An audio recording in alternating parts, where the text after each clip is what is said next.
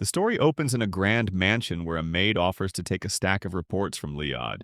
He declines her help, insisting on delivering the documents to his mother personally since he plans to visit her anyway.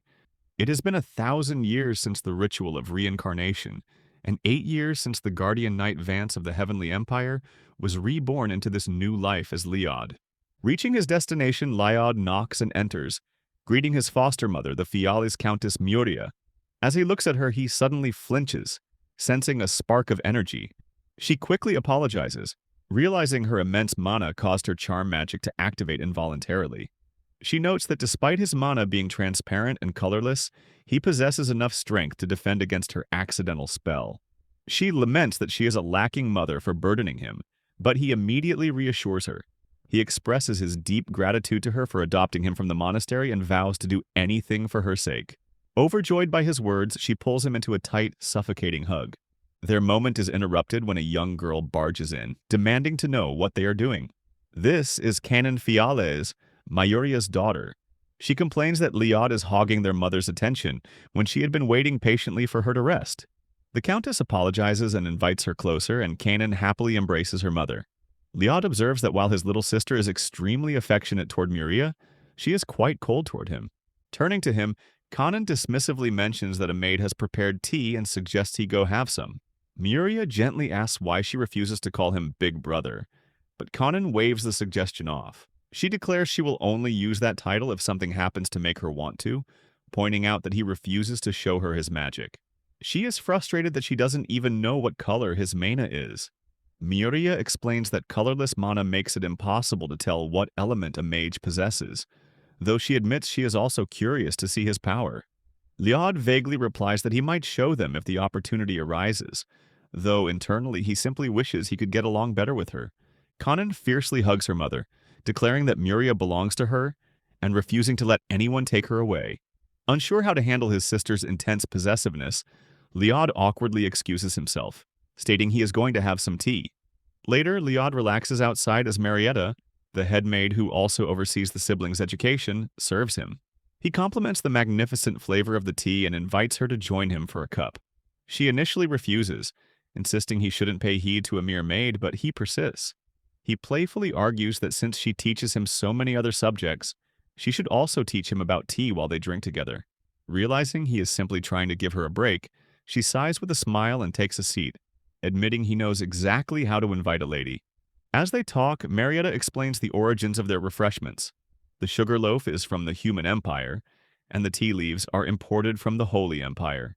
She reflects that such international trade is only possible because of the anti-war domain, a barrier created 1,000 years ago that ended the war between the 7 empires. Her words send Liad into a deep reverence as he recalls his past life. A millennium ago, he was a knight serving the heavenly emperor, Ars Maria Rune Media. He remembers the majesty of her visage and the pride he felt serving her. To stop the bloodshed, she sacrificed her own lifespan to cast the anti-war domain. Before the end, they decided to undergo the ritual of reincarnation, so they could one day see the peaceful world with their own eyes.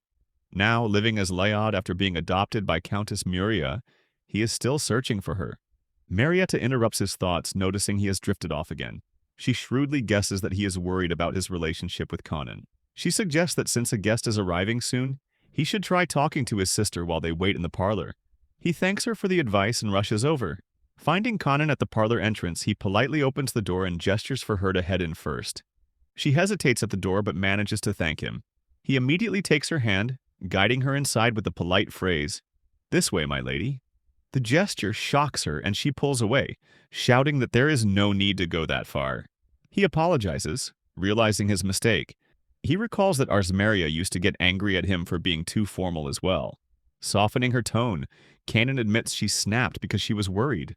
Time with their mother is precious and having a guest reduces that time. He smiles, noting how much she truly loves Muria. She excitedly agrees and asks if he feels the same. When he confirms he does, they share a brief moment of understanding. Suddenly, the door opens and the guest enters. It is Victor Roswald, the eldest son of a Viscount serving under the Countess. Liad extends a hand to greet him, but Victor completely ignores him, walking past to greet Kanon instead. Liad realizes he is being snubbed for being an adopted child. She returns the greeting politely but immediately attempts to dismiss herself, stating she has fulfilled her duty and wishes to return to her room so the two men can enjoy themselves. Victor flinches and quickly stops her, insisting he came specifically to discuss her magic. Kanon halts in her tracks. The guest continues, noting that as the esteemed daughter of Countess Muria, she must possess outstanding talent, even though her hair and eyes do not resemble her mother's. He remarks that since she will one day inherit the title, he wishes to see her power for himself. Liad recognizes this as a clear provocation. Although Kanon looks displeased, he can see she intends to accept the challenge. She asks how he would like her to demonstrate her power. Smirking, Victor suggests the parlor is inappropriate for magic and leads them outside to a clearing in the forest. Once they arrive, Victor explains that the Fialis family has a tradition of a trial by magic to measure one's strength. He assures her they won't fight for real. She simply needs to show him her power. He then turns to Liad, asking why he followed them. The former knight calmly replies that since this is a trial and not a duel, his presence shouldn't be an issue. Victor sneers, reminding him that he is not related to the Countess by blood, but allows him to stay as long as he doesn't interfere. Liad remains on guard, convinced the other is planning something, given that he singled Kanon out and lured her into this secluded spot. Victor suddenly adds a condition to the trial. If he wins, he wants a request granted. Kanon questions this, noting she thought he only wanted a demonstration. He argues that a direct battle is the simplest way to measure strength and taunts her, asking if she plans to run away. She coldly replies that she looks down on individuals who use such coercive methods. Dismissing her words with a laugh, Victor unleashes an evil spirit without even announcing the start. Kanon freezes in terror, closing her eyes as the entity rushes toward her. At the last second, Liad intervenes, blasting the spirit away with his own magic. He fiercely condemns Victor for launching a sneak attack, asking if this dishonorable conduct befits a noble he holds in such high esteem. Victor is momentarily shaken but quickly masks his fear with a hesitant laugh. He accuses Liad of breaking the rules by interfering.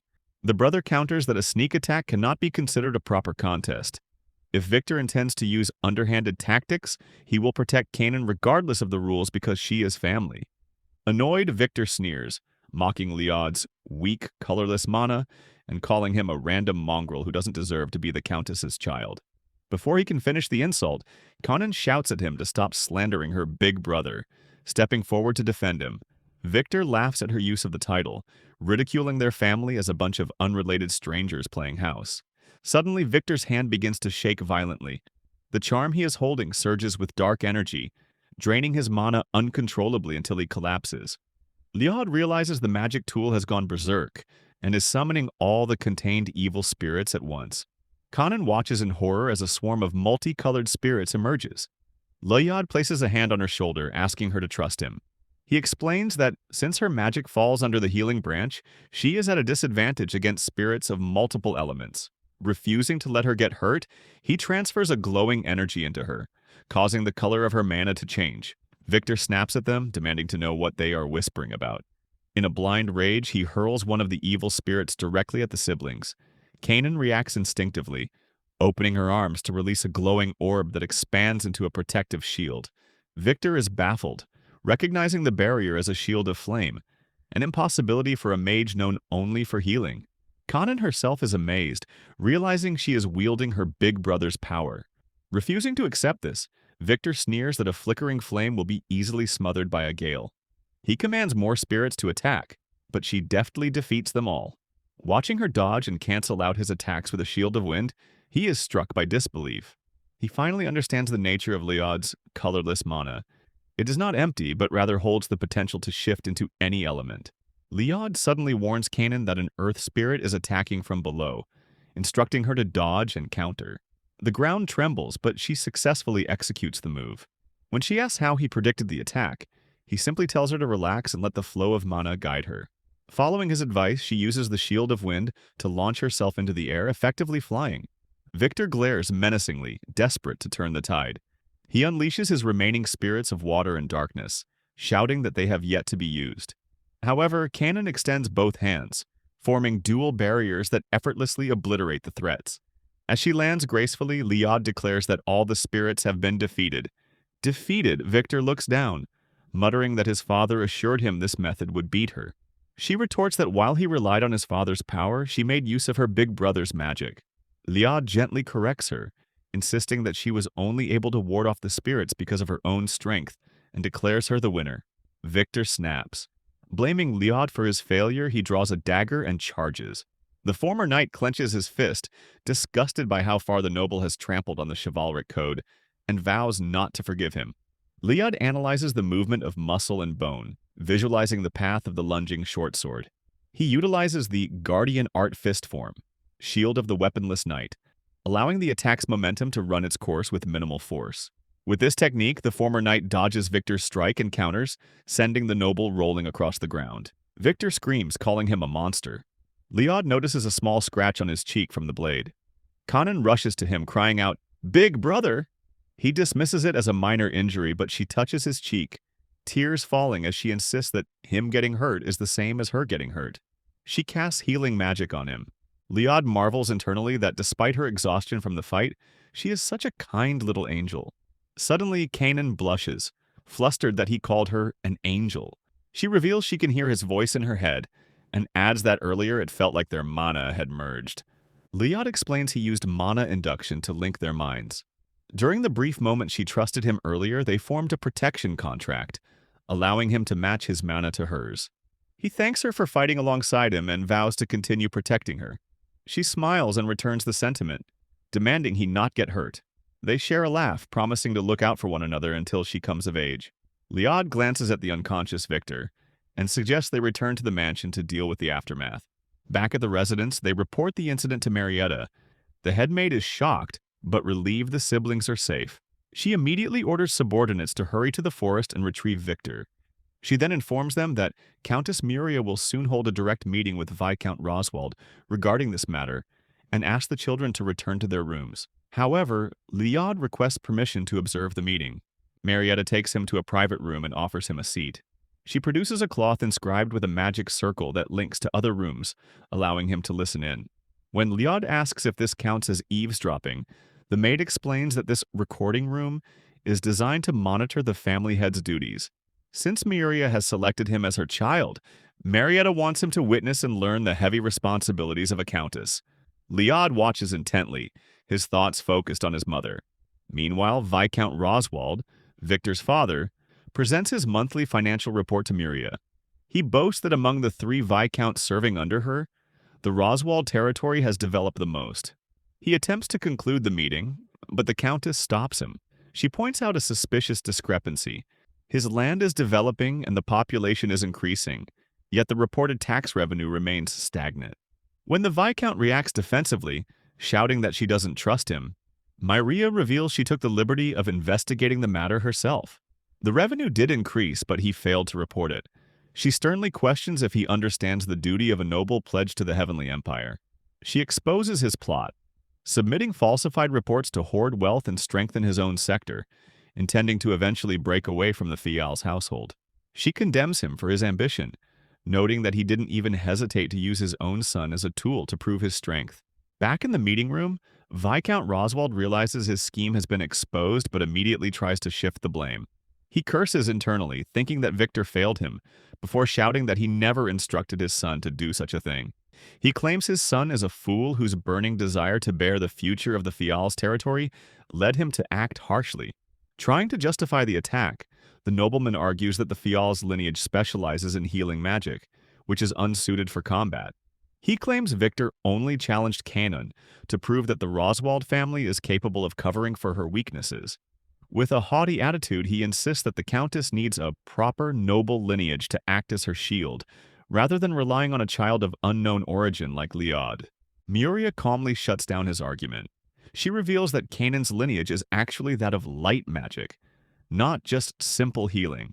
She asserts that in the future, her daughter will attain the power necessary to protect herself. The Countess declares that gender plays no part in who protects and who needs protection. Nobles must fight for their own pride, honor, and most importantly, their citizens. Smirking, she adds that her children, both Kanon and Liad, are far more qualified to inherit that will than the Viscount's son, citing the recent duel as undeniable proof. She gathers the documents on her desk and delivers her verdict. Regarding Victor, he will be sent to a strict education facility to be re-educated. As for the Viscount, she has already passed his case regarding the tax fraud to the Imperial investigators. She dismisses him, stating she has nothing left to say. Enraged, Roswald slams his hand onto the table. He shouts at her to know her place, insulting her as a little girl who only inherited her position through pure luck after the previous family head passed away. Muria remains silent, her expression blank. Suddenly, the Viscount freezes. He feels an overwhelming pressure crushing his body. To his eyes, the Countess's aura expands until she appears giant, while he feels as small as an insect sitting on her finger. She looks down on him with pity, noting the absolute difference in their strength. Crushed by her magical pressure, he collapses to the floor in defeat. Meanwhile, inside the recording room, Liad senses the massive surge of power. A moment later, there's a knock at the door. Marietta opens it to reveal Muria. The headmaid bows, praising her mistress for controlling herself and not causing physical harm to the Viscount. Muria turns to her adopted son, acknowledging that he heard everything. She admits that while she has pretended to be a kind foster mother, it wouldn't be unjust to say she originally adopted him to act as a shield for Kanon. However, Liad steps forward and interrupts her. He declares that listening to her today made him proud to be her son. He acknowledges that many are unhappy with his presence, but he wishes to stay and protect this family. He vows to protect his sister until she comes of age, and promises to become strong enough to protect his mother as well. Muria looks down, telling him not to worry about her because she is strong, but she wipes away a tear, admitting that his words make her incredibly happy. Just then, another knock interrupts the emotional moment. Marietta opens the door to find Kanon standing there. The mother immediately apologizes, sorry that her daughter had to go through such a terrifying experience in the forest. Kanon shakes her head and runs to hug her, beaming. She insists she wasn't scared at all because her big brother saved her.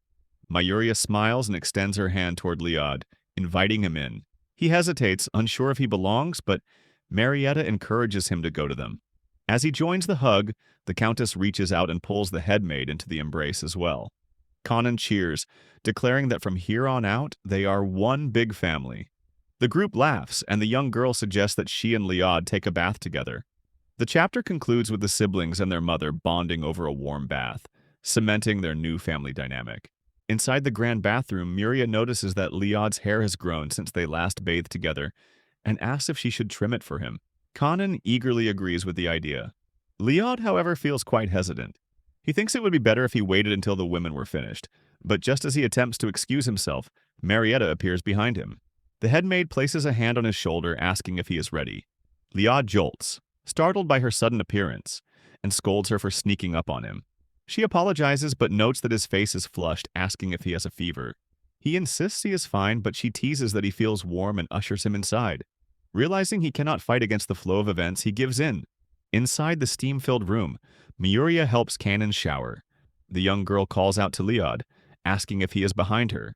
When he confirms he is, she excitedly asks their mother if she can wash her big brother's back. Muria grants permission, noting it has been a while since they bonded like this. Marietta offers to assist as well. Liad feels trapped in the circle of three women, but eventually settles down. Kanon asks where she should start. Internally, Liad thinks she looks like a miniature angel. He suggests she start with his hand.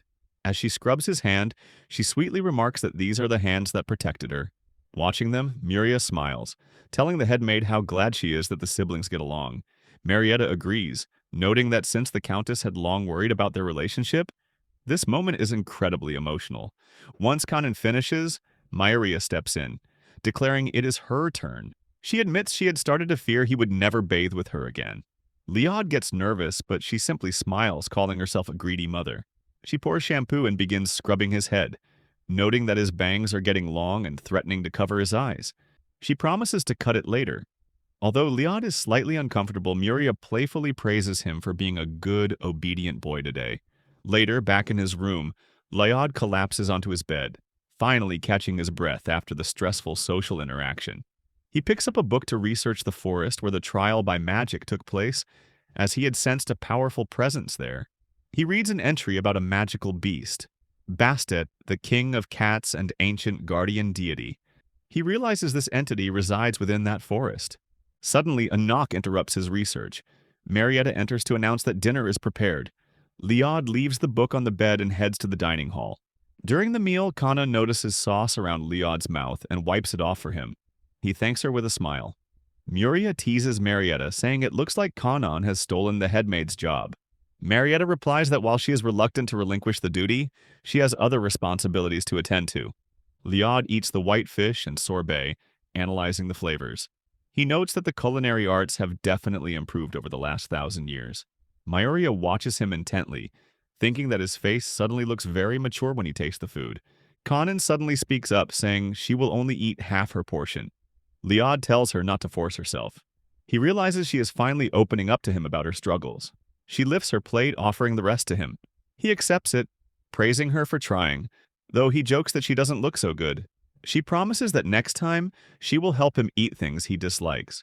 Touched by their sibling bond, both Muria and Marietta start crying. Inspired, Kanon announces she wants to learn how to cook, so she can turn dishes she dislikes into something she enjoys. Muria excitedly offers to help, but Marietta gently reminds the Countess to prioritize her main duties as the head of the house. Muria promises to finish her work first and tells Kanon they will learn to make delicious dishes to dazzle Liad. Watching them, Liad allows himself to bask in this happiness, but he knows it cannot last forever. His thoughts drift to Ars Muria.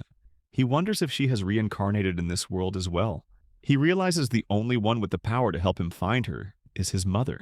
He stares intensely at Muria, causing her to twitch uneasily under his gaze. Later that evening, Muria calls out to him. She sensed his stare earlier and realizes he has something he wishes to discuss. She instructs him to come by her study before he turns in for the night. Later that night, Liad heads to the study as requested. Suddenly, hands cover his eyes from behind. He calmly excuses himself to his mother. Muria lowers her hands to his shoulders, pouting slightly that she hoped to surprise him, but admits he is too sharp. She thanks him for protecting Kanon earlier and apologizes for being unavailable due to dealing with Viscount Roswald. Liad assures her there is no need to apologize. Protecting his sister is his duty, and he would have done it regardless of instructions. Muria smiles, noting that she didn't just call him here to apologize. She sensed he had something weighing on his mind and tells him they can stay up late to talk. After a moment of thought, Liad confesses that he is searching for someone, a person he must find at all costs. Muria agrees to help and asks for the name. However, as Liad attempts to speak the name Ars Muria, he feels a sensation like a chain wrapping tightly around his neck. His voice fails him. He realizes with horror that the words are physically blocked from leaving his mouth. He wonders if this is a cost exacted by the ritual of reincarnation, a curse or contract forbidding him from speaking of his previous life. Desperate, he tries to write the name, but his hand trembles uncontrollably. He looks toward a history book, thinking he can point to her name, but as he extends his arm, his hand feels as though it is splitting apart. Seeing his distress, Muria hugs him from behind. She whispers for him not to force himself, assuring him that if it hurts, he doesn't need to say it.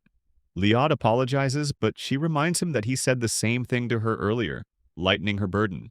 She uses a little magic to calm his anxiety, and he feels his body relax, thanking her for her incredible spell. Regaining his composure, Liad asks if there is a way to search for a person, even if he cannot speak their name. Muria confirms there is. She opens the window to the clear night sky and tells him to wait. She explains that the Fials family possesses a secret grimoire passed down for generations. Soon after, they head outside the castle. Liad apologizes again for making her stay up all night when she is already busy. Muria replies that she is having fun strolling through the night with him, and suggests they hold hands so he doesn't fall. He agrees, and they walk hand in hand to the ritual site. Liad asks about the time frame of the grimoire. Muria explains it was passed to her from her father. She doesn't know who wrote it or when, but the magic inscribed within is still potent. They arrive at a massive, ancient magic circle drawn on the ground. Muria clarifies she didn't draw it. It has been there for years. She recites the purpose. To the heaven, cast your question. From heaven's canopy, read the answer. Liad recognizes the term heaven's canopy as the atmospheric layer covering the world. Muria looks up, stating that the canopy displays more than just stars. They will use the magic circle to read the answer he seeks. Kneeling on the ground, she explains that the ritual first requires blood to determine the searcher, but she hesitates to injure his finger. Liad immediately pricks his own finger, letting a drop fall onto the circle, telling her not to worry about a small wound. Muria takes his hand, chiding him gently, and uses magic to heal the cut completely. With the searcher determined, Muria opens the grimoire to begin the incantation. She instructs him to hold a strong mental image of the person he is searching for. Liad closes his eyes. He visualizes the figure on the other side of the blinds, recalling her clear, bell-like voice, the feeling of her fingers, and the vow they exchanged. Suddenly, Muria shouts in alarm. The mana is starting to disperse. The ritual is failing. Liad refuses to give up. He thinks that even if the gods seek to bar his path, he will find her. He internally screams his identity. "My name is Liad Fiales. The one I seek is Muria."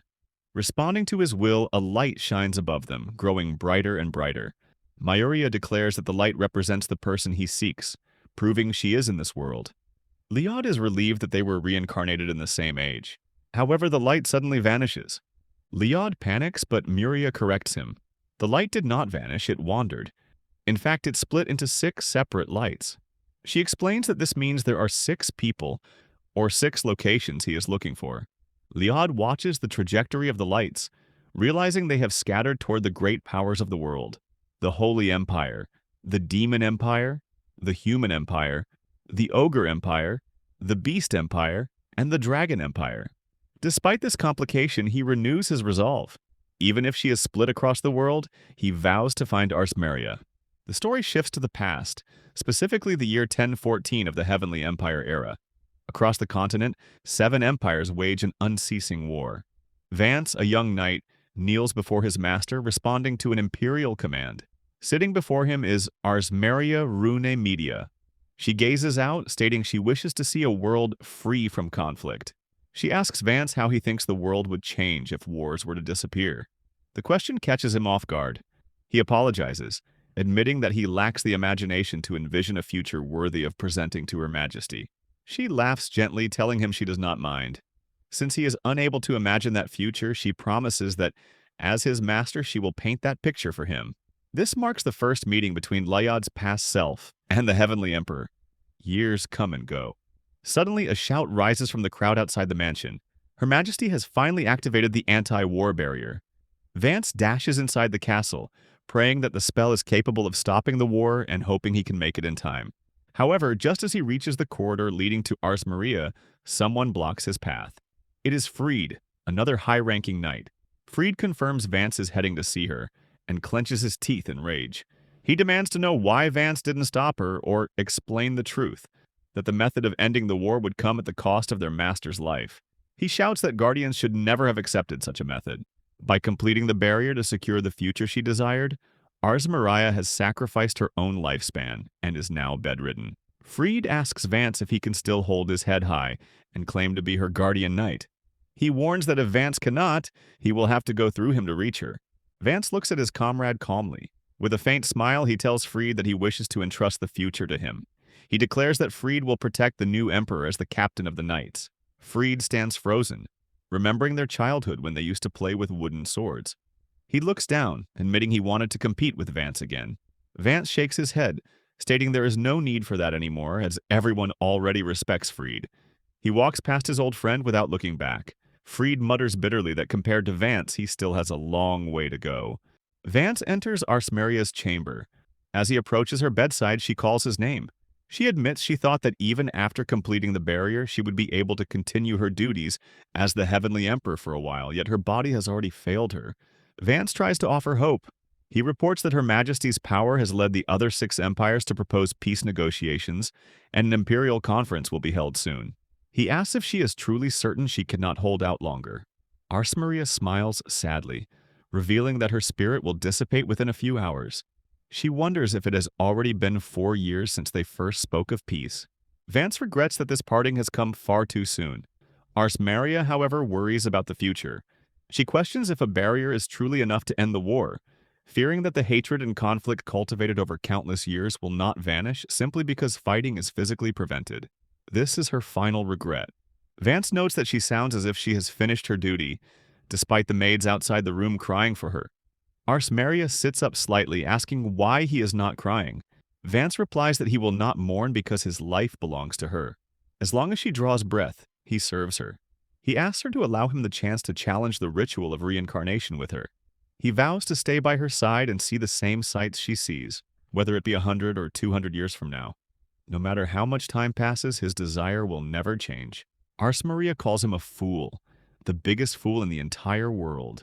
She asks what makes him so confident, noting that even here at the very end, he still refuses to put his feelings into words. Vance simply smiles, saying, "That is because their story has yet to end." They hold hands as the light fades. Back in the present, Leod processes the revelation. 1,000 years ago, he relied on secret magic to search for Ars Maria's soul. The ritual showed the light splitting into 6, meaning her soul has fragmented into 6 pieces. However, Leod steals his resolve. He refuses to give up. He vows to find Ars Maria, even if that means finding her through multiple people. Time passes, and Leod has grown, his physique becoming more defined with age. One day, while walking through the forest, he hears a rustle and immediately identifies the source. A shadow leaps down from the trees above, revealing a large cat-like beast monster. Leod smiles and dodges the creature's attack using the Guardian Art First form, Nazi, moving effortlessly like a bird crossing a stormy sea. The resulting burst of energy cuts through the air, leaving deep slash marks on the surrounding trees. When the dust settles, Leod realizes he has been lured into a trap. He is standing at the edge of a cliff with nowhere to run. Behind him, the beast reappears, extending sharp claws to slash into his back. The attack lands, and Leod shouts in agony, but a moment later his figure vanishes into thin air. The beast is shocked. Leod has utilized the Guardian Art second form Shadow, creating a decoy to reflect a potential future. The real Leod drops from the trees above, declaring that there's always a way out. Up. He lands squarely on the beast's back, pinning it down. He smirks, noting that it looks like he won today, Bastet, the king of cats. Bastet is annoyed. He complains that he was sure he would have Leod for dinner, but the boy simply played with him from beginning to end. He asks how long Leod plans to sit on him. Leod apologizes, but jokes that he couldn't help it, as he always wanted to try riding him. Bastet observes that the boy has grown strong since they first met 8 years ago, and asks why he continues to visit the depths of the forest. Leod reminds him of what he said years ago. He genuinely wants to be friends. Bastet sighs, agreeing to listen to him since he brought catnip wine. Leod reveals that tomorrow he will head to the World Magic Academy to take the entrance exam. He has passed the preliminary reviews and will be entering as his sister's guard. Bastet assumes this means their game is over and this is their final meeting. However, Leod surprises him by asking if he would like to come along to the academy. The beast is shocked by the invitation. He asks why Leod is so strange and demands to know who he exactly is. However, Bastet concedes that if Leod promises to eventually tell him the truth, he is not against joining them. Leod laughs, relieved that they can continue sparring, and thanks Tit. Bastet grumbles that he never liked that nickname.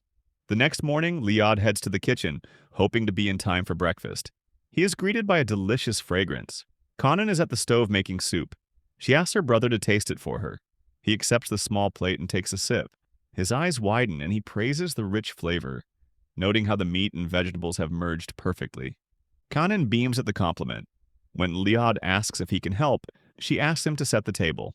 Once the food is ready, the table is filled with dishes Kanon prepared herself. She leads the grace, offering thanks from the Fial's family to the heavens for their nourishment. After breakfast, the siblings stand outside the mansion, ready to depart. Marietta and the other maids gather to see them off. The head maid tells them to be careful, while the others sob openly. Leod reassures them that this is not goodbye and promises they will return someday. Kanon tears up, thanking Marietta and everyone for their love. The maids rush to hug her. Meanwhile, Marietta steps up to Leod to fix his buttons. She instructs him to keep his collar and necktie straight at all times, reminding him that a gentleman must take care of his appearance. He nods, vowing not to bring shame to the Fial's name. As they start to leave, Kanon pauses and points to the large creature waiting nearby, asking about the big cat. Leod introduces Bastet as a friend and the king of cats, explaining that he will get them to school faster than a carriage. Bastet observes Leod's younger sister, noting he has heard much about her. Leod climbs onto the beast's back and extends a hand to help Kanon up. Bastet warns them that although he is fast, it will take some time to reach the destination, so they should hold on tight. Kanon settles in and cheers. All right, let's go onward to the magic school. Bastet leaps into the air, flying off as the maids wave goodbye from the ground below. Once on the ground, Leod dismounts and asks Kanon if she can get down by herself. She confidently says yes, but immediately slips, sliding off the beast's side. Leod catches her just in time. asking if she is okay. She admits she is not.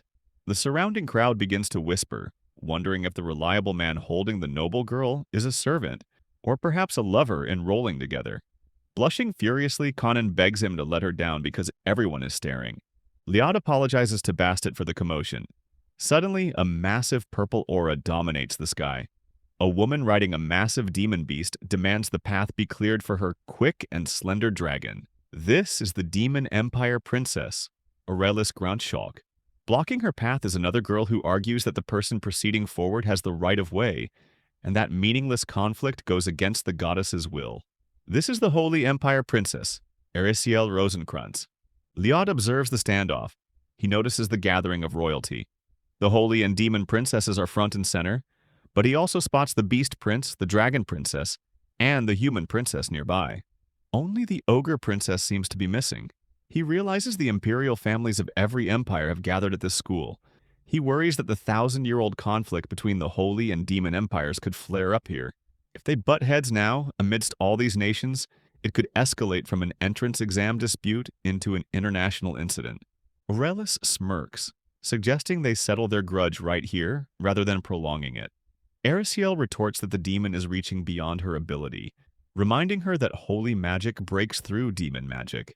She also mocks Aurelis for taking the exam at only 13 years old. The demon princess fires back, claiming that despite the age difference, Erisiel looks much younger than her. Enraged, Erisiel levitates, calling upon the goddess to blind all sinners as energy sparks behind her. Aurelis counters, summoning the blood of Grandschalk and surrounding herself with dark energy. Just as Erisiel prepares chains of punishment, and Aurelis prepares to serve a crimson fate, a sharp snap echoes through the air. Both princesses collapse to the ground, their magic fizzling out. Liad has secretly utilized Guardian Art's second form, using resonating energy waves to create a living silence. The princesses are baffled. Aurelis complains her magic didn't activate, and Erisiel insists she chanted the spell correctly. Kanon whispers to her brother, asking if he did something. Liad admits he did, explaining that he nullified their incantations by sharpening the sound echo to break up the fight before the worst-case scenario occurred. Aurelis sighs that this puts a damper on things. However, the tension breaks slightly. Erisiel apologizes for bringing up the demon's age, admitting that even though she is older, she is also enrolling early. Aurelis smiles, appreciating how pure the Holy Princess is. They agree to settle this later, but Aurelis notes with irritation that an unrefined stranger got in their way. Liad panics internally, realizing he might have stood out too much. He quickly urges Kanon to move along before they are noticed further. The students gather at the assembly hall where a video projection of the vice principal, Matilda Lindworm, begins to play. She formally welcomes everyone, noting that while they have passed the preliminary appraisal, acceptance is not yet guaranteed. She explains a special condition regarding the imperial families. To allow them to keep their abilities hidden, they are exempt from the public mana evaluation. However, all other examinees must undergo the test immediately at the Crystal Colosseum in groups of 5. Liad listens intently, realizing that powerful mana users from all over the world have gathered here. He steels his resolve, determining that he must pass this exam no matter what, as this gathering of elites is his best chance to find a clue regarding Ars Muria. Beside him, Kanon takes a deep breath. She smiles nervously, hoping that if she tries her best, she might be placed in the same class as her brother. Liad returns the smile and suggests they head outside for a moment to clear their heads before the examination begins. As they move through the crowded hallway, Kanon accidentally bumps into a stranger. The man catches her, smoothly telling the pretty lady to watch her step. Before Kanon can apologize, a girl standing behind the man shouts insolently, demanding Kanon get her filthy hands off Lord Gild. The man raises a hand to silence his subordinate, Verona, and turns his full attention back to Kanon. He introduces himself as Gild Grousel, the third son of a marquis from the Demon Empire. He introduces his companions, Verona and Vargas, explaining that their rudeness stems from their intense loyalty and desire for him to win. Gild then inquires about Kanon's pedigree. When she answers that the Fial's family holds the rank of Count, his attitude visibly shifts. Realizing his family outranks hers, he drops the formal politeness, noting that she doesn't need to be so stiff around him. Despite the difference in status, he falls to one knee, entranced by her beauty, and invites her to dine with him alone. Kanon is uncomfortable and tries to refuse.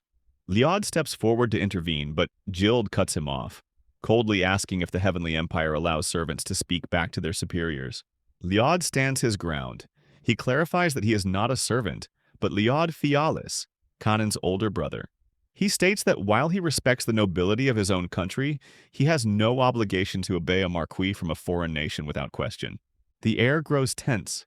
Gild scoffs, implying that the Demon Empire, led by a strong emperor, is currently superior to the Heavenly Empire, which lacks a ruler. Staring Liad down, Gild declares that the examination will soon reveal who is truly superior. He turns to leave with his retainers, tossing a final comment to Kanon that he hopes she passes so they can meet again on stage. Kanon maintains a polite smile until they are out of earshot, then immediately explodes in rage. She rants about his nerve, furious that he tried to sweet-talk her while looking down on Liad. She fiercely declares that Liad is the world's #1 brother. Liad laughs at her sudden switch in demeanor, silently vowing that no matter who shows up, he will protect her. Later, taking a break outside the testing hall, Liad and Kanon relax with a small tea party. Kanon sips her drink, wondering if their mother went through the same exam process in the past. Liad nods, suggesting she likely did. Kanon realizes that if they pass, that would technically make their mother their upperclassman. The thought lights a fire in her. She declares that they absolutely must pass now. Liad reflects on their mother's history. Muria, being the incredible maid she is, first attended an aristocratic school within the Heavenly Empire. However, as an honor student at age 15, she received a recommendation and transferred to the World Magic Academy. She ranked second in her year, but had to withdraw after only 1 year to return home and inherit the household. The conversation shifts back to the present and Kanon's mood sours. She complains about Gild, unable to believe his arrogant attitude despite Liad's mana being colorless and invisible to the naked eye. Liad tries to calm her, explaining that Gild's magic belongs to the fire branch, which naturally makes it showy. Kanon huffs, muttering that his magic is as stifling as his personality. Internally, Liad analyzes Gild's retainers. Verona possesses poison magic, while Vargas belongs to the earth branch. Interestingly, Liad senses that Vargas actually possesses power that rivals, or perhaps even exceeds, his master Gild. It seems the demon noble's path will not be as easy as he thinks. Kanon breaks his train of thought, beaming at him. She tells Liad that his magic is far prettier than anyone else's. Liad smiles gently, returning the compliment. Kanon blushes, thanking him for praising her mana control. However, she is still amazed by the earlier results. During the mana evaluation at the Crystal Colosseum, Kanon, examinee number 999, stepped forward.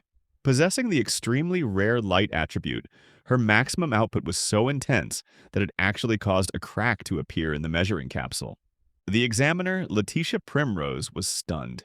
But the true shock came with the next student, examinee number 1000, Liad Fialis. At first, Letitia was confused because she could not see his mana at all. It was colorless. However, the moment Liad unleashed his power to the max, the pressure was suffocating. Letitia couldn't comprehend how he was concealing such monstrous power. Before she could react, Liad quietly asked her to treat him as a normal student to avoid standing out. Letitia, still shaken, directed him to the next stadium, realizing that in that crowd of people, likely only she and his sister understood what a monster he truly is. While Letitia stands by the broken equipment processing this, a pair of arms suddenly wraps around her from behind. A playful voice asks what she is looking at. Letitia jolts as the papers in her hand are snatched away. She turns to see Yuyuka, the chief of the research department. Yuyuka laughs, mentioning she just woke up from her midday nap and is in desperate need of an excellent guinea pig, or rather a research assistant. She decides to scout this year's examinees before anyone else can claim them. Letitia protests that the exam isn't over, but Yuyuka ignores her, scanning the reports. Her eyes widen as she focuses on the data for the amber white girl and the boy who followed her. She asks Letitia if she felt that insane mana earlier. Letitia hesitates, noting that the temporary student cards can only measure so much, but Liad's power clearly exceeded the limit. She specifically points out the color of his mana. Yuyuka cuts her off, trembling with excitement. She confirms it is just as she thought, a colorless pattern. It is a unique type of mana that can become any color, the same as that person. Overwhelmed by her discovery, Yuyuka's own aura flares up, causing the already damaged measurement device to start rumbling and cracking further. Letitia shouts for her to stop before she destroys the equipment completely. Unbothered, Yuyuka declares that they should just pass the two siblings immediately so she can drag them into her lab the moment they graduate. Promising to fix the device later, she wanders off, deciding to go check on the princesses next. Letitia watches her go, sighing as she wonders just what Liad will show them during the mock battle in the afternoon. The afternoon exam begins. The head examiner, Siaba, addresses the students, explaining that the next test is the Phantom Dance. This assessment requires students to send a mana projection of themselves into an alternate dimension called the Phantom Arena to fight another student's projection. Siaba points to a large magic circle, noting that while the battle takes place in a different dimension, the physical body will be transported to a random location inside the school after the exam, depending on the results. He instructs them to enter in order. Kanon steps up first. She turns to her brother, beaming, and tells him she looks forward to passing and meeting him on the other side. She steps into the circle and vanishes. Watching her leave, Siaba chuckles warmly. He admits to Liad that he also has a younger sister, and understands how wonderful a good sibling relationship is. As a favor, he promises to arrange the matchmaking so that Liad and Kanon will not be forced to fight each other. Liad thanks him sincerely. Siaba gestures for him to proceed, reminding him there is no time to waste. Liad steps into the light. Internally, he steels himself. Even though this is a battle of projections, the sensation of combat will be indistinguishable from reality. Liad opens his eyes to find himself in a desolate wasteland, an empty space perfectly suited for a duel. A voice calls out from behind him, calling him an appropriate stepping stone. Liad turns to find Gild standing there. The demon noble smirks, claiming that fate must have bound him and Kanon together, which is why Liad has been presented to him as an obstacle to clear. He arrogantly offers Liad a chance to surrender and drop out now, suggesting it would be for the best so that he can pursue Kanon without her brother's interference. Liad responds politely but firmly. He acknowledges Gild's confidence but refuses to lose. Gild scoffs at his defiance. He brings up the mana evaluation, insisting that no matter how skilled Liad might be in physical combat, mana is everything in the Phantom Arena. Raising his voice, he declares that someone with no mana has absolutely no chance of victory. Gild holds up 3 fingers. He announces that ending this in a single blow would be boring, so he will allow 3 strikes. The 3rd strike will burn Liad's phantom body to ashes. He points a finger, casting Flame Demon God's Breath.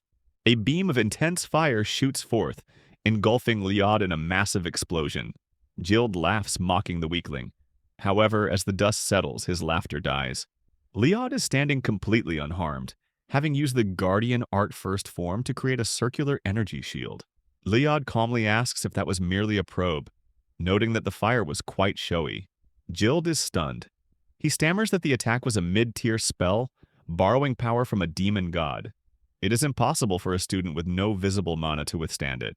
Liad lectures him, explaining that even if one borrows a god's power, the projection's output relies on the user's own mana capacity. Furious, Gild yells that tricks won't save him. He casts his second spell, Frega Rosina, summoning a spirit from purgatory to brand Liad's shadow into the earth. A creature with the body of a snake and the torso of a human materializes. Gild commands it to chase the target until he is scorched to a crisp. The spirit splits into 4 separate entities, lunging at Liad from all directions. Liad reacts instantly, utilizing Guardian Art, first form Mirage. He leaves behind a remnant of his fighting spirit in his previous location to act as a decoy. Confused by the energy signature, the 4 spirits converge on the fake image and collide, exploding in a burst of friendly fire. Gild screams at the spirits, demanding to know what happened. Suddenly, Liad's voice comes from directly behind him, advising him to pay more attention to his surroundings. Gild whips around in terror. The humiliation triggers a memory of his lonely younger self. He thinks about the pain of being a 3rd son, constantly overshadowed and fighting for recognition. His fear turns to rage. He shouts that someone like Liad, blessed with the fortune of being the firstborn, could never understand his pain. Liad notices the flames surrounding Gild, turning from red to a deep, ominous black. Dark mana. Gild snaps. He invokes the Flame Demon God to scorch everything with the flames of judgment. Raising his hand, he screams the incantation for his 3rd and final strike. Frega Sachigal! Black energy swirls violently into the sky, signaling the end of the match. Gild refuses to back down. He hurls a torrent of dark energy toward his opponent, desperate to secure victory. Liad holds his ground, thinking that he isn't the only one who cannot afford to lose. Liad raises his hand, transmuting the black mana into raw power. He initiates Guardian Art Third Form, Moon Reflection. He calls out to the entity Gild summoned, commanding the flame demon god to answer his call just this once and lend him its power. Gild screams in confusion. He cannot understand how Liad, who has no contract with the spirits, can utilize the demon god's power. Ignoring the noble's shock, a sphere of lightning and energy forms around Liad, successfully blocking and absorbing the dark mana. Gild is horrified as he feels himself being pushed back. He insists it is impossible for him to have less mana than a commoner. Suddenly, he realizes his hand is fading away. His projection is destabilizing. Capitalizing on the opening, Liad's mana engulfs Gild's dark energy and shoots it forward with terrifying force. The blast crosses the horizon of the phantom dimension, boring a massive hole through the distant mountains. Liad analyzes the outcome calmly. Because he focused entirely on defense, he barely expended any mana. Gild, on the other hand, unleashed powerful attacks one after another. In the phantom dance, maintaining a projection requires mana. The more one spends, the harder it becomes to exist in that space. Gild has simply run out of fuel. As the battle ends, Liad finds himself falling through a black void. He assumes he is teleporting back to the school, but something feels wrong. He looks at his hands. He has not returned to his physical body yet. Looking around the dark space, he spots 6 silhouettes in the distance, the princesses of the 6 empires. Before he can investigate, someone approaches him from behind. Suddenly, chains wrap tightly around his body. Liad recognizes this sensation immediately. It is the exact same restricting feeling he gets whenever he tries to speak Ars Maria's name. A girl stands behind him, trying to speak, but her words are unintelligible. Liad strains to understand her, wondering if this mysterious figure is actually Ars Maria. Before he can reach her, a familiar voice calls out, "Brother!" The vision shatters, and Liad snaps back to consciousness in the real world. Kanon is hovering over him, looking relieved. She sighs, thanking the heavens he is awake. Liad smiles, feeling that coming to this academy was definitely the correct decision. He certainly felt a clue regarding Ars Maria in that void. Kanon interrupts his thoughts, admitting she was terrified. Even though she knows better than anyone how strong he is, she couldn't help but worry that something happened during the mock battle. She giggles nervously, apologizing for being such a worrier. Liad looks at her gently. He reminds himself that he is not here for his own sake. For the sister who believes in him so wholeheartedly, he must ensure she never has a reason to cry. He silently vows to stay by her side and protect Kanon forever. Liad finds himself standing in an unfamiliar part of the campus. He asks where they are, and Kanon explains that this building is designated for new students enrolling in the special class. Knowing his strength, she was certain he would be assigned here, so she waited for him. Liad is relieved. He thanks her, grateful that her prediction means he can continue to stay by her side. Suddenly, a voice calls down from the balcony above. 2 girls are leaning over the railing, teasing them about how close they seem. Liad and Kanon look up and are surprised to see the Beast Empire princesses, Yuzuriha and Kuzunoha. One of the princesses asks if the 2 of them are dating. Kanon quickly corrects the misunderstanding, introducing herself as Kanon Fiales of the Earl family from the Heavenly Empire, and introducing Liad as her brother. The princesses are intrigued. They note that the siblings don't resemble each other at all. However, they realize this makes Liad and Kanon just like them. Kuzunoha introduces herself as the elder sister, though she notes that she and Yuzuriha treat each other as equals regardless of age. Kanon thinks that is wonderful, comparing their bond to that of best friends. The twins agree happily, hugging each other and then pulling Kanon into the embrace, delighted that their new classmate understands them so well. Liad watches the wholesome interaction, but his instincts remain sharp. He knows there is no way the princesses of a major empire are unguarded. He scans the area and detects a presence a short distance away, a guard standing on standby. While there's no hostility from the girls, the guard emits a distinct pressure. To be safe, Liad discreetly activates Guardian Art's second form, Isolation, cutting off the guard's mana sense to create a blind spot around them. The guard, Rukin, notices the interference immediately but remains silent. Meanwhile, the princesses sniff the air. They mention smelling a strong beast on the siblings, a scent that only their superior senses can detect. Liad realizes they are smelling Bastet. He explains that a forest within their earldom is home to Bastet, the King of Cats, who graciously agreed to serve as their mount to the academy. The princesses are shocked. It is rare for the King of Cats to let anyone ride him, let alone form a contract with humans from the Heavenly Empire. They lean in closer to Leod, sniffing him intently. They detect something else, a scent that cats love. They ask if he is carrying catnip. The girls get uncomfortably close to Leod in their excitement. Suddenly, Rukin steps in, pulling them back and scolding them for their lack of decorum. Leod apologizes, explaining that he gave Bastet some catnip wine earlier at lunch, which is why the scent lingers. The princesses laugh, assuring Rukin that secondhand fumes won't get them drunk. Rukin sighs, reminding them that speaking of alcohol is beneath their station. The princesses pout, arguing that their father drinks all the time. One of them tries to lean back toward Leod, telling him there's no need to be so uptight, but Rukin firmly pulls them away again. Despite the scolding, Rukin smiles at Leod. He extends a hand, apologizing for the earlier tension. As a fellow guard, he offers Leod his respect, recognizing that he is no ordinary warrior. Leod shakes his hand, returning the sentiment. Satisfied with the answer about Bastet, the group prepares to leave. The princesses wave goodbye, promising to see them tomorrow in class. Kanon remarks on how easy they were to get along with, and Leod agrees as they head down the stairs. Waiting for them at the bottom are examiner Letitia and Professor Siaba. Letitia congratulates Kanon first. She announces that Kanon ranked 9th overall, scoring an A+ on the mana evaluation. Her combined score with the Phantom Dance totals 135 points, one of the highest achieved, even including the princesses. Kanon is humbled by the high evaluation. Siaba adjusts his glasses and turns to Leod. He notes that Leod also scored an A+ on the mana evaluation. Because of this, the research library chief, Professor Yuyuka, has requested a re-evaluation at a later date. Siaba warns him to be careful if he chooses to accept, hinting at the professor's eccentric nature. Letitia chides Siaba for veering off topic. Siaba giggles and gets back on track. He informs Leod that regarding his Phantom Dance performance, the general supervisor of the exam, who is also the vice principal, wishes to speak with him directly. Moments later, Leod stands before the vice principal, Matilda Lindworm. She glares at him with intense vertical slit eyes. Leod recognizes them immediately as draconic eyes, proof of the strength that makes dragons famous. Matilda speaks with authority. She states that Leod's results in both the Mana evaluation and the Phantom Dance place him at the absolute top of all examinees. She admits that for someone with his unparalleled value to enroll voluntarily is a boon to the academy.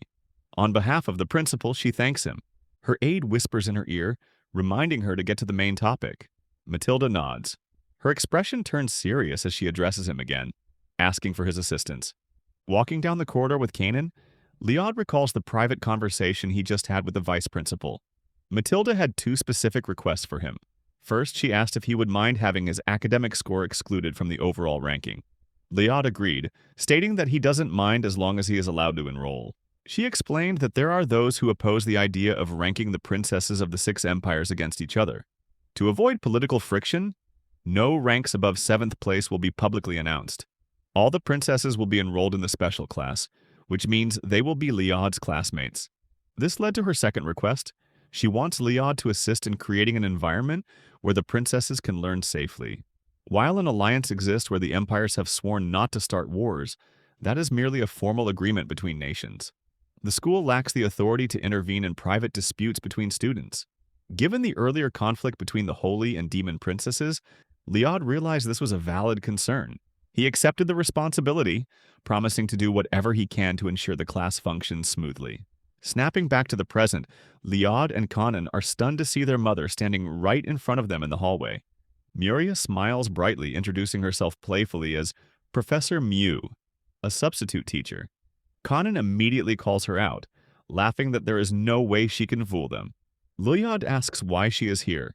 Muria apologizes for the secrecy but confirms she really is a substitute teacher. As a former student of the academy, she used her connections with old acquaintances to return as an assistant teacher for the special class, the very class her children are in. She had been working in the capital to prepare for this moment. Leod is touched, realizing she has been working in the shadows all this time just to be with them. Kanon laughs that their mother always goes overboard, but that is exactly what she loves about her. She hugs Muria and Leod smiles, agreeing that he expects nothing less from their mom. Muria gets emotional but quickly composes herself. She reminds them that on campus, she must treat all students equally and will refer to them as Mr. Lyod and Mrs. Kanon. Kanon giggles that it feels weird, but they play along. Muria tells them to fix their collars and suggests they head to their lodging together. She jokes that if they get tired, they can jump into their teacher's arms and she will carry them. The siblings look at each other and giggle, dutifully responding, "Yes, Professor Mew." They head to the Magic Academy's West Number 21 Noble District. Muria explains that the buildings here are designed to match the topography of each country. As they walk, Lyod senses a presence behind them, but when he turns, no one is there. They arrive at a huge mansion. Two maids, Soel and Cosette, welcome the Fial's family, announcing that they will be serving them from today onwards. Lyod is surprised they even have maids. He politely asks if they are also students. The maids confirm they are second-year scholarship students working part-time to pay tuition. They assure him that they have received special training and will have no issues fulfilling their roles. They offer to prepare dinner immediately. Kanon, grateful and humble, mentions she loves cooking and asks to join her seniors in the kitchen. The maids are stunned that a noble would offer to help, insisting they are not worthy, but Kanon's kindness disarms them. Lyod decides to take a look around outside with Bastet. Muria gives him permission, and Bastet happily flies off with Lyod on his back, joking that he will borrow her son. They land in a quiet spot, and Lyod tells Bastet there is plenty of space for him to sleep here. Suddenly, he spots a girl hiding behind a pillar. It is the guard from the Holy Empire he sensed earlier. Realizing she has been spotted, the girl steps out and introduces herself as Claudina, the servant of the Holy Princess, Her Highness Ericiel. Lyod introduces himself as the guard of Kanon Fiales. He asks what brings her here at this hour. Claudina admits she wished to speak with him, because she figured out that he and his sister are in the special class. She explains that the special class is almost exclusively composed of the princesses and their guardians, meaning only those with exceptionally high grades can enter. She reveals that Her Highness Ericiel had aimed to take first place in the entrance exam. However, the Dragon Princess, Her Highness Aurelius, turned down the position of freshman representative, stating that there is someone more deserving than her. Lyod realizes that since the rankings above 7th place are hidden, the existence of a student stronger than the princesses is a mystery to everyone else. Claudina suspects it is him. Lyod deflects politely, stating he hasn't received a rank either.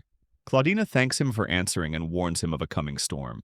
She explains that the demon princess, Aurelius, was also aiming for first place.